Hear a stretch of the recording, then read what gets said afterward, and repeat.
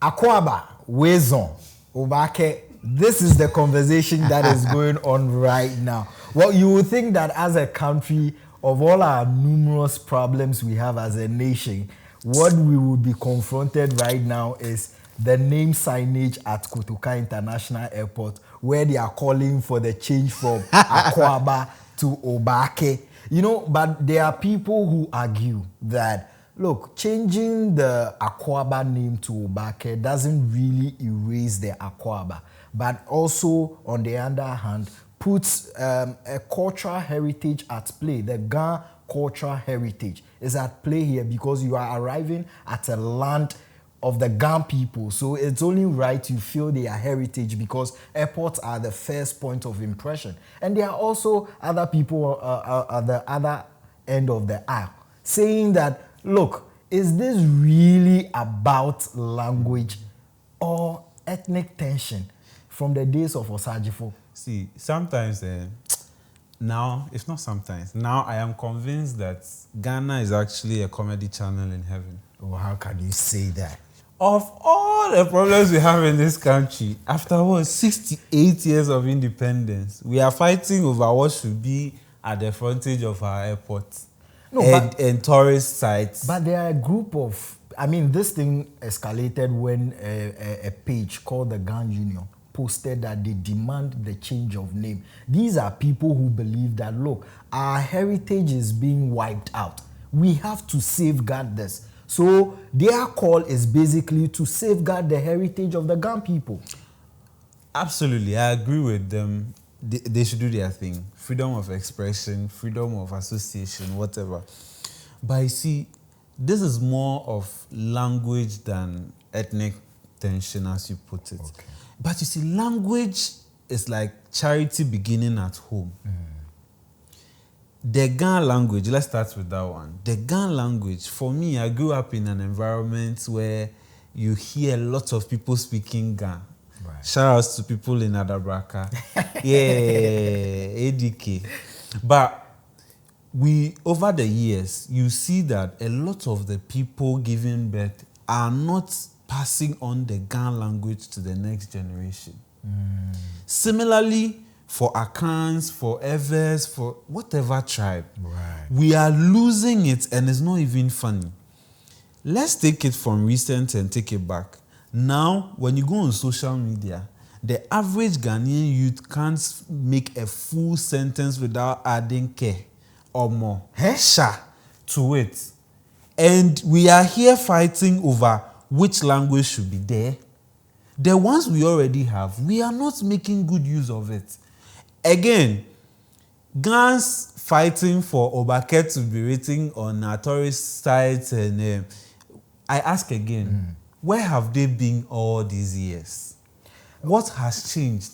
What is giving rise to this sudden change of name we are fighting about? I want to understand. What if there is a sudden realization of our heritage going extinct? So it is time we wake up and make sure that we are also recognized, because we are looking at regional recognition. Take it. Even if you are doing development, you make sure that development is fair across all regions. Yeah. You know? So if a region whose people, whose land has the language not really being visible on that land, and rather have another region's language being dominant on their land, I think that is where the realization is coming that, look, we are sitting here and even you can't walk through Accra for like 30 minutes and find people, like majority of the people speaking Ghana, but rather what you would find them speaking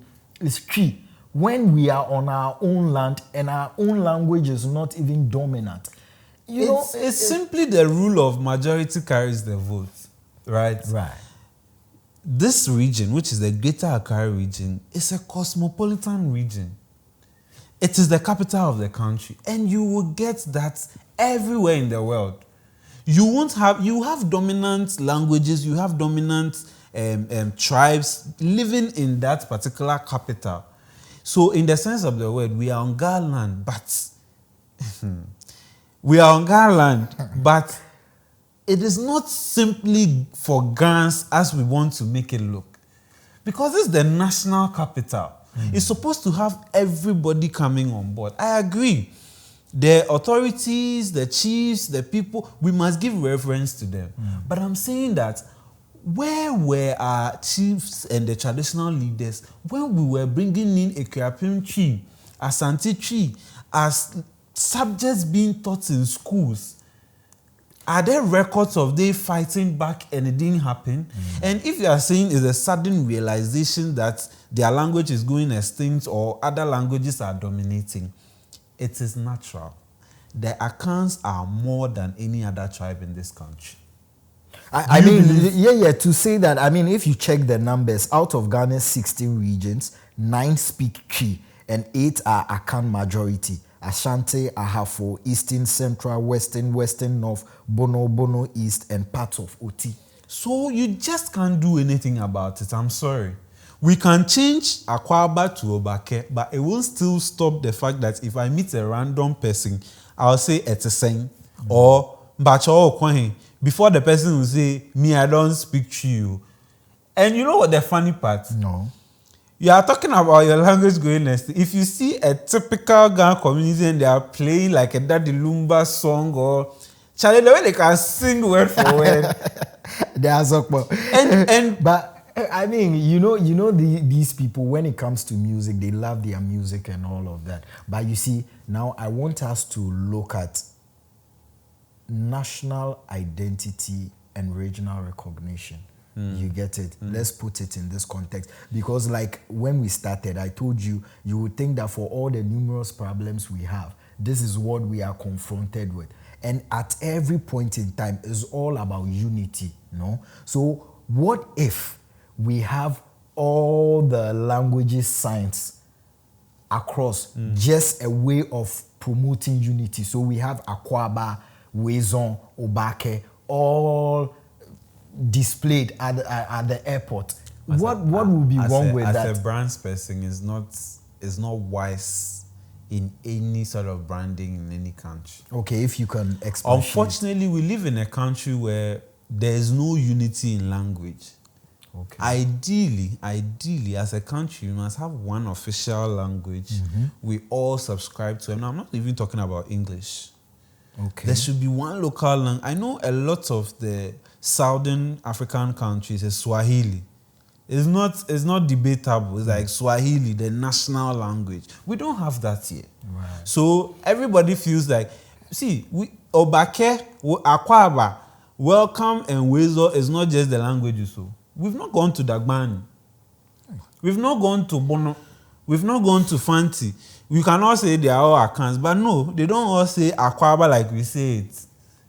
They spell it differently. If we want to go there, then all the languages in this country will be displayed at the airport. Can we survive like that? Well, I don't think. And it's a dangerous phenomenon because this is how it starts. And unfortunately for us, it is very rife in the youth demography. Exactly. We are beginning to spew out a lot of hate for other tribes that we are not supposed to be doing at this early stage of our lives. We have lived in a country where we are very united. You meet, even religious-wise, you meet a church here, just 2 meters away, there's a mosque. You meet Ghana people at the same place where you meet Ewes, you meet Tree people and all of that. But if you are insisting that we should make a sign language in your language, it means that the Angola town in Ashanti region will say, no, we have to change Angola town to a Tree name because, no, you can't come from your region. We can't live like that. What it also means is that you can't be cobbler and go and be a regional minister in Northern region. That's where we'll be heading to. Right. I mean, if there is anything that is beautiful about the Ghanaian people is how we are able to dwell with one another, be it a Muslim, be it Christian. So it is worrying that now it is the youth that will be at the forefront of a debate such as this, name change. Rather, I think we should be seen having debates about developmental changes and things that would affect our nation positively. And even if you want the name changed, is this the best approach? Yeah, social media is powerful, but we live in a country where structures and systems work. Right. Write a petition, come together, do something, demonstrate if you have to.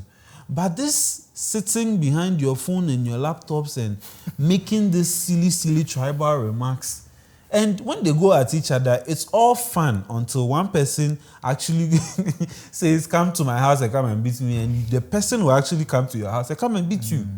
And that is when we'll be like, Christian Council. You see, Christian Council, National whatever, Peace Council. This is the time you have to curb the thing before it becomes something serious. Because they are not stopping. It's almost as if it's a campaign. Until that is changed, we won't stop. Yeah. And every day I see write-ups on social media, I'm like, no, this is not the Ghana I'm used to. The accounts are many. What can you do about it? If you want yours to be relevant, start from your house. You are talking about your language going extinct. Meanwhile, in your house, you speak English. When you ask them, the child will look at you like this, but ask them, how are you? I'm fine. At the same a year, because that's what they've been hearing. So if you want to start from their house. Make sure you teach them how to speak it. Make sure they understand their language. And that is where we can start from. People are very, very proud of their languages. So, yeah. Yes. Well, so for me, I feel that as a government of the day or as a country, I think we should rather try and find the fine balance, so that, because whatever it is, the region or the land upon which we are would always want to be recognized. So at least there should be some level of compromise. I don't know where the compromise is going to come, but I believe there should be some level of compromise. And that, notion that accounts are tribalistic and all of that, I think that conversation, we should really change that conversation. We should move away. We should take away all tribal sentiment so that we can see clearly what the issues are. Do you know what our problem is? Tell me. You saying accounts are tribal, this one devoid of any sentiment. I think accounts are very proud of their heritage. So someone is also trying to establish their heritage. Yes. So when people say accounts are tribal or they are very, I don't know the word to use, it is because they carry their heritage on their sleeve. Like, you are not asking any account anything, but they are telling you that Otumfuo is my king. This is that. I come from here. We have that. Instead of you focusing on someone pushing their heritage, why don't you also use that same energy to push yours? But you have a problem with somebody saying that Otumfuo Yemenana, we have good, we have this. Take that same energy and promote yours. Right. Look at how Omowo is now very popular. Look at how the Ghana Manche has brought a lot of respect to the Ghana community. Yeah. So we can start from somewhere. Let's do something. Forget what the next person is doing. Yeah. Promote yours, because the more you promote it, the more people get to see it. Obake, as we all have it, I've never heard it before. But me, I speak and I understand Ghana very fluently, but I have never heard Obake. So branding wise, Obake. What I know is now, atu, bam. But I've never heard Obake. So I'm just saying that this is me who lived in a typical Ghana community. I've never heard of it. So start teaching the next generation. Right. It is your land. After all, have we changed the La? No. Have we changed Labadi? No. Have we changed Chado? No. Have we changed Akotolante? It is still there. We Teshi Osu. It is still there. The land is for Ghanaians. Nobody will take it away. But you see, for the language and fighting for those things, I think there are better ways we can do that. Right. And for me, my call is to the youth especially. Look, let's stay away from this conversation because it is very divisive and it doesn't help. It doesn't help at all, because if we are to go that route, then the Kumasi people too are saying that places like Angloga Junction, Moshi Zongo, Baba Yara Sports Stadium, Fanti New Town, Agrek Nzema, Dagomba Line, and Kwame Nkrumah University science and technology, all of these things will be changed. And that can't be. And I think our forefathers did not have this intention, because they do this so that we can all live together as one people. So if we start conversations like this, it only takes us far away from the dreams of our forefathers. I'm sorry. Our forefathers today are at fault. Wherever they are, let me send this message to them. Wow. Yes. Ghana, we like naming monuments based on emotions too much. Too much. Why is Kotoka still there?